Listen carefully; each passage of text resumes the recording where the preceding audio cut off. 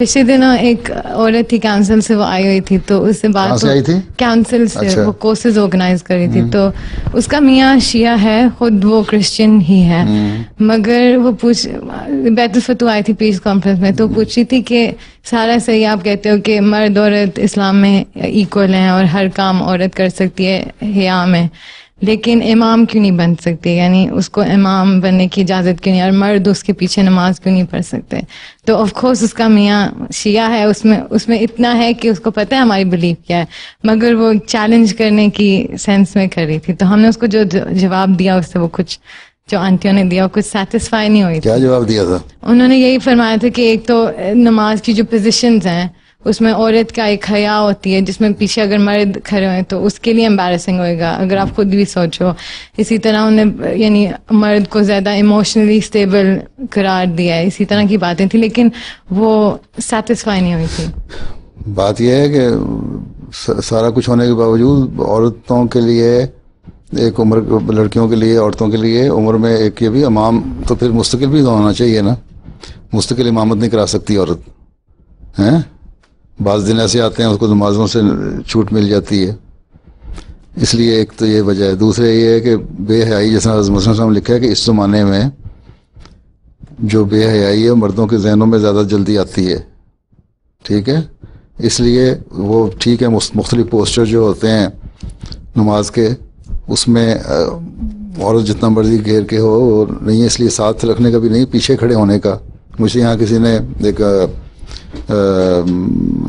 Politician تھا، وہ بھی بڑا ہیومن رائٹس کا، کہتا ہے کبھی زمانہ آئے گا تم لوگ بڑی لبرل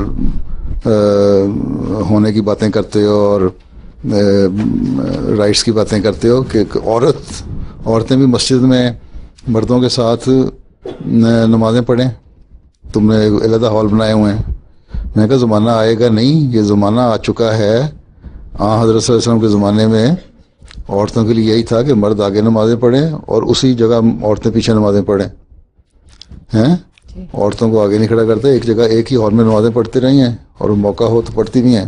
یہ تو سہولت کے لیے کہ ریلیکس ہو کے عورتیں بیٹھ بھی سکیں بعد میں، اور اپنے آپ کو زیادہ کانشیس ہو کے نہ نمازیں پڑھیں بلکہ پوری توجہ سے نماز پڑھیں. اس لیے ان کا ہال علیحدہ بنا دیے گئے ہیں.